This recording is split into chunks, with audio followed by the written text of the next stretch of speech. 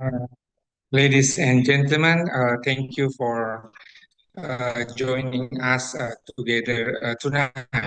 And then again and again, we are lucky that we can come up with this last session of today with the program of English for academic purpose. We invite a friend from KIP Kuliah Awardee, UKT Setara Awardee, and a student and lecturer from Institut Agama Islam Rawa Opa, Konawe Selatan. Bismillahirrahmanirrahim. Assalamualaikum warahmatullahi wabarakatuh. Let's start by reciting basmalah. Bismillahirrahmanirrahim. To start our session with the Peter John Warner Sensei, to learn together about the English for academic purpose. And then, without further ado, I'd like to invite Sensei to start. Now, Sensei, time is yours. Today, I'm going to talk about some basics, academic writing, and for some of you, maybe repeating some of the things I've said before, but I will say it again for those people who have not heard me discuss it before. So, when we do academic writing, we have to. Many people ask, how do I decide what I write? How do I know what to write? Well, we have to think about some topic or area that we are truly interested in, and therefore, and then do research on that topic. Follow through the research, then take notes. As you take notes, you'll probably notice some area that you think needs to be developed, or you might have some area that you disagree with and you'd like to try some experiment or some survey to try and see if the views of people are different. And if you once you have decided to do that, and then you make up your methodology and your proposal. So your introduction part of your paper involves all of the research that you actually read through and all the documentation of the theories and what is important for your research. Try to pull up from all the data that you read, right? Take notes and document all the citations of things that will support your research. And likewise, if you think that there are a few possibilities that might account for some negative aspects of your research that you might have to explain later, you can also cite some of the other research that might have similar negative aspects. Furthermore, after the introduction, you usually follow through your methodology. The methodology is where you set up how you're going to perform your experiment. Your experiment may be just a literature research. You may be just doing a comparison of a number of other researchers' verifications or researchers' main goals that they maintain, and then you might summarize and do a comparison of them to see what is, in your opinion, could be improved in some way, or maybe you might think that it is very well developed, and you might comment on that. If you're doing research in some type of research where you're collecting surveys, then you would probably show what type of survey you're going to use, what type of system you're going to use to evaluate, like a Likert system, number 1, 2, 3, 4, 5, from high to low, or whether you're going to use a survey that's more open, where people just answer open-ended questions. When you use surveys, you should always include a copy of the survey at the end of the thesis or paper in the appendix area. Not usually inside the middle of your paper, because many times your questions will be so numerous that they might take up 2 to 3 pages. And we usually refer to an appendix at the end of the paper.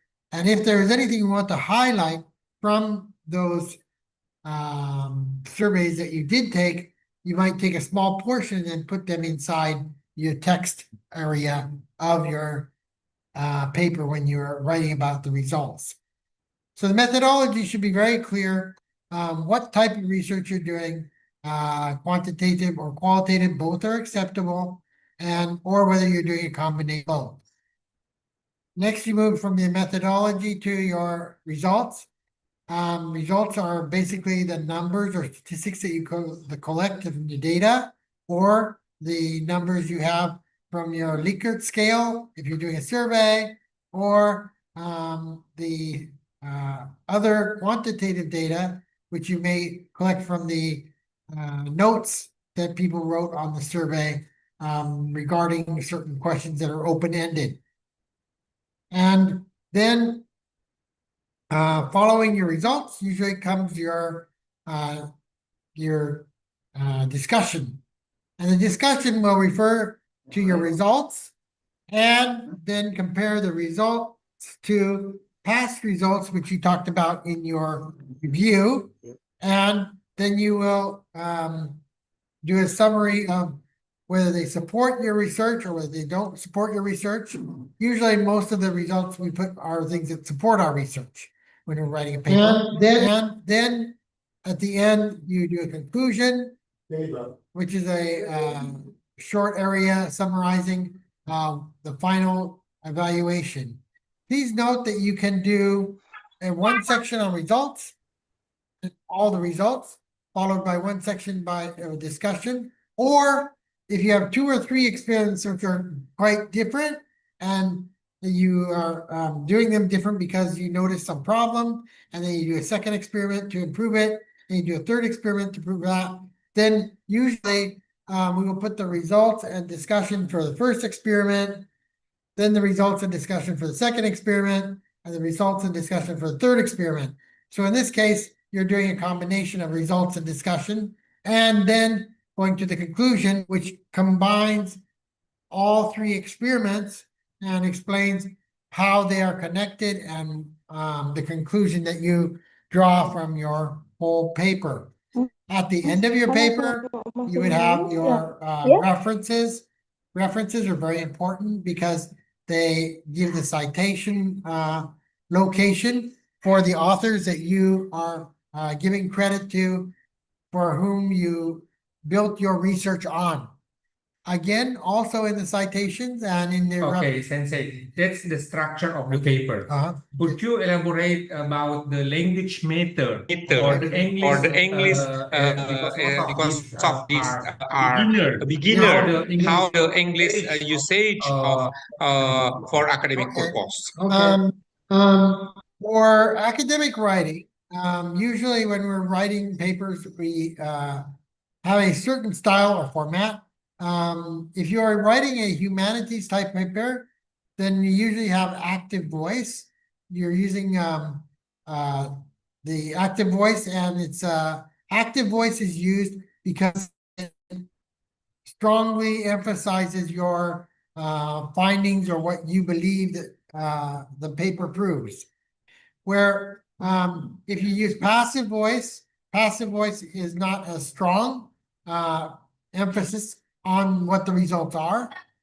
It may vary a little bit, so it can be a little vague, but passive voice is used for some very strong results in medical and mathematics as well.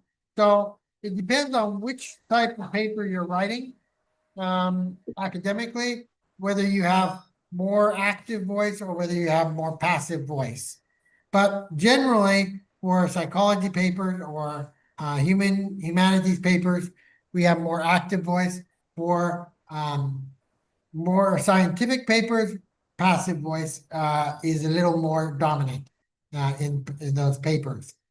Now, passive voice sometimes is more difficult to read than active voice, but sometimes it's considered more effective for explaining the results in scientific papers.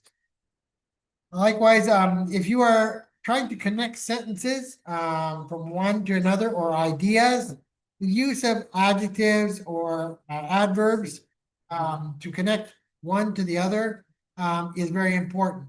For contrast, using them for additional information, using them for also for making sure we want to do a supporting advice. We have certain adverbs that we can use, such as therefore, hence, alternatively, if it's contrastive. But these are all very important adverbs to give a hint or an idea to what's coming up in the next sentence when the student's reading it and why it's very important. So these are things that we can keep in mind when we're writing papers. The other is looking at phrases that we use, avoiding colloquials, avoiding colloquial usage. This vocabulary may not be well known by everybody. Slang, avoiding slang inside your writing. Likewise, when you are making a notation of some problem about another author's paper, it's not criticizing the other author by being very harsh, but actually criticizing them nicely. So you're just mentioning what the problem might be, and it might be an area that they might be concerned about.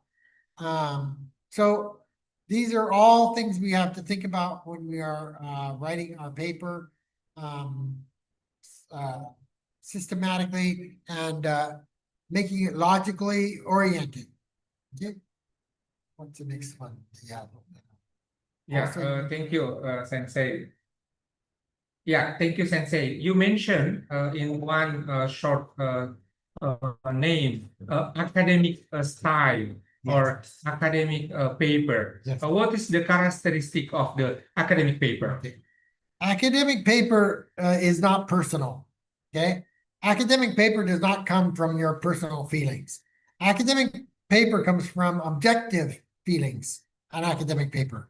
Everything you write should be mostly objective, not subjective, when you're writing an academic paper.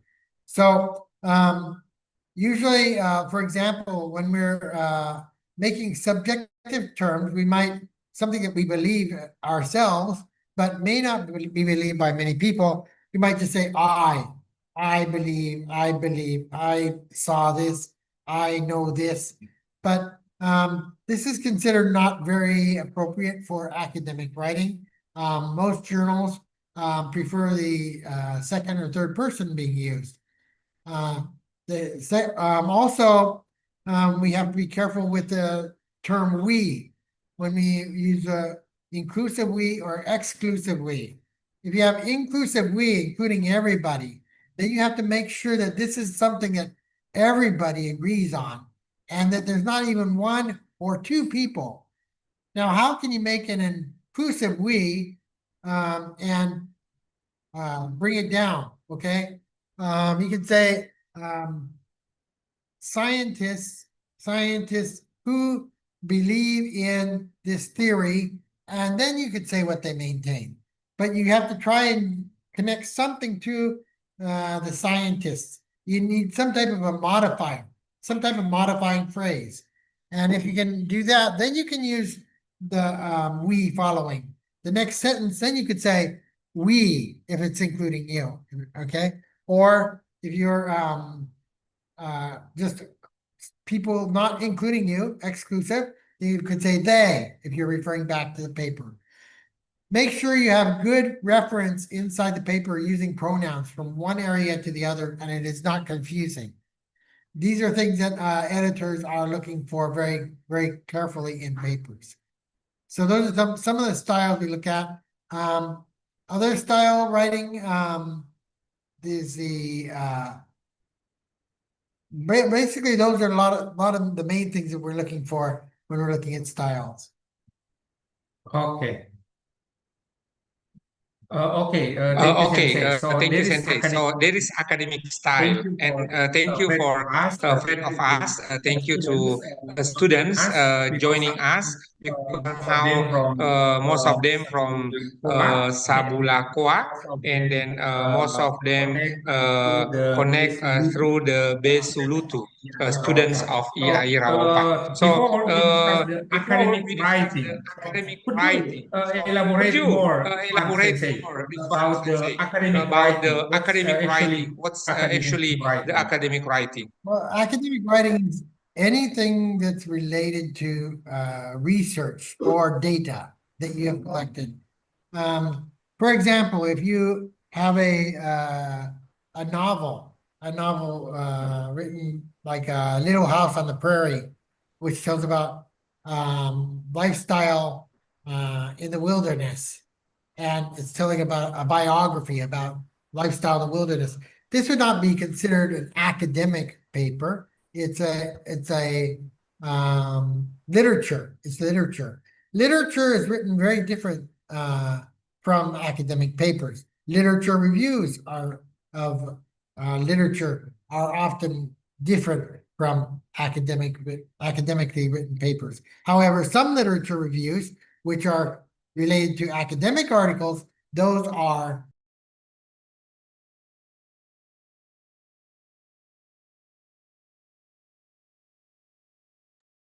Yeah. hello? Okay, sorry about that. Okay.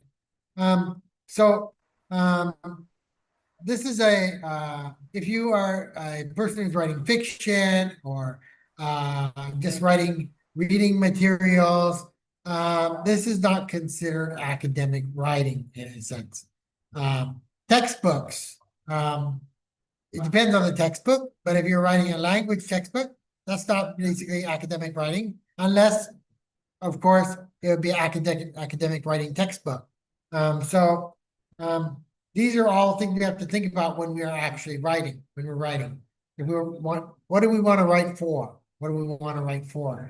And I think most of us here who are wanting to present or do some area of interdisciplinary research or humanities or whatever you're studying, I think your research is probably more in line with academic writing. Okay, Sensei, if you remember that a couple years ago, we did academic writing class in every week. So what do you think that if we could make it happen in the near future, or maybe not same as in the past time, we make it like 4 months, but it might be we can have intensive one in one month, or what is the possibilities for learning together about the academic writing for this one, Sensei? Well, the academic writing course we did for 15 weeks was basically the same type of course which I've used for teaching academic writing course in the graduate students at Tohoku University. The It's based on the APA standards, and most of the teachers who have followed after me, who are teaching the course now, they also follow the same pattern. Whatever the pattern of the handbook is for the area that you want to study or learn how to write in, you learn those patterns. APA is probably one of the most international. APA is American Psychology Association. Why am I familiar with the American Psychology Association? Because I am a psycholinguist, but this is used for almost all human security type papers, or any social papers dealing with society. All these papers which collect data usually follow guidelines of the American Psychologist Association. So these are all simple guidelines, and I went into quite depth over 15 weeks, but it is possible to summarize and do those within 1 month. Probably say 4 for 1.5 hour session courses. It is possible to do that online, and we could do that in the future. Does that answer the question? Okay, Thank you, Sensei. So our homework after this one, we will find the possibilities to work with Sensei, the one that we can come together to work together for this one, because we still have opportunity online during 2026, but in the near future, for example, January, February, March, we can invite Sensei to have 1 month sit down together with us to learn and to go around and learning together. We still have time around 7 minutes, Sensei. Saudara-saudari, terima kasih telah bergabung diskusi kita dengan Profesor Dr. Peter John Wanne tentang bagaimana menulis akademik bagi pemula. Dan ini memberikan kesempatan kepada Bapak Ibu saudara-saudari semua untuk sama-sama mengenal bagaimana tentang tadi struktur di awal Prof. Peter memperkenalkan dengan khusus terkait struktur, ya, sehingga kalau kemudian ada yang terlewat silakan boleh lihat di akun YouTube saya karena kita streaming di sana. Yang selanjutnya setelah struktur adalah penggunaan bahasa Inggris. Bagaimana kemudian bahasa Inggris untuk academic writing? For academic purpose, English for special purpose. And the third is about academic writing. Namun boleh jadi pertemuan kita malam hari ini secara online adalah sebuah cara belajar di awal, terutama bagi adik-adik mahasiswa, saudara-saudari mahasiswa IAI Rawa Opa Koname Selatan, sehingga kemudian bisa mengenal seperti apa itu academic writing. And then by the end, terakhir mungkin kalau ada feedback, ada pertanyaan, ada questions, feel free to write over there. Silahkan ketik di kolom chat box, boleh dalam bahasa Inggris. Nanti saya berusaha menerjemahkan semampu saya kepada Sensei sehingga bisa dijawab. One question, Sensei. So, beside the training for academic writing, English for academic purpose, what should be take a note, or what is the notice of this one to step up to gain these skills? Well, if you can gain skills of writing academically, then you will have a better chance at getting into graduate programs if you're applying. No, Sensei. To gain the skill, what we should do. Yeah. Something you can do on your own, being autonomous, is to, like I said, read many articles inside journals that you are interested in English. Take some time every week to continually read articles, and then with you will notice the adverbs and how they use them in the articles to connect, because the editors who accept these articles only accept articles that have a very smooth, flowing, logical structure. And if you can read many of them, then you will improve. This is the way I improved also. When I was young, like yourself, I learned to write better by reading more and reading many articles and then starting to write them myself. It takes a lot of practice, but you will always get better with every one you write.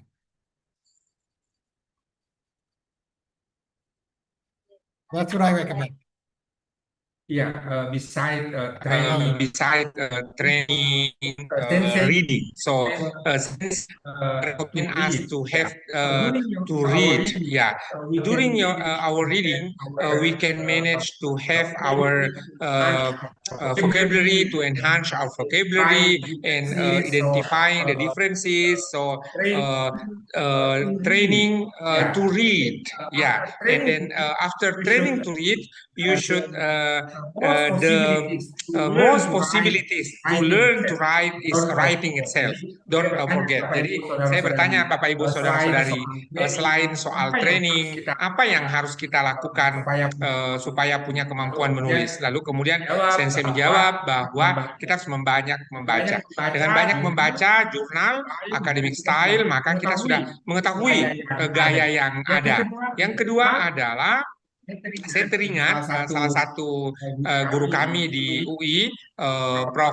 Cecilia Halimi, kata beliau bahwa satu-satunya cara untuk kemudian kita bisa menulis adalah dengan memulai menulis. Maka sekarang ini platform menulis banyak hal, ada blog, ada homepage, ada media sosial dan sebagainya.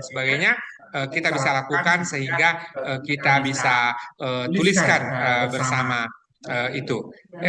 Another question, Sensei. So, what is the perspective of autonomous learning that you mentioned before to have to gain the skill about the autonomous learning? Okay, autonomous learning means that the students give their input to the teachers and also put forward a strong will to study in a way that they feel is more beneficial for them. So they, many times the teachers sometimes don't know what works well for the students, and teachers may pursue one way of teaching while that may not work very well for some students, and those students should mention to the teacher that this way is probably not the best way for them, and maybe the teacher can start incorporating some of the methods that those students would like to learn by. So for example, if the students wanted more reading activities inside the class, then the teacher might start including more reading activities. Or if the students wanted more group activities where they work together, speaking with each other, the teacher might provide more opportunity for the students to speak together in groups. Maybe if a teacher is the type of teacher who just wants to be in the front of the class and just speak the whole period of the class and not have much speaking from the students, sometimes this doesn't give the students the opportunity to practice English as much as they would like to. So how does the student get more autonomy? Secondly, also, how does the teacher provide input in other areas outside, such as extracurricular ways that people can become better at English, such as the introduction of Asian Youth Forum and academic summer camps and those areas. These are ways that students may be able to input more autonomy in their own learning of English.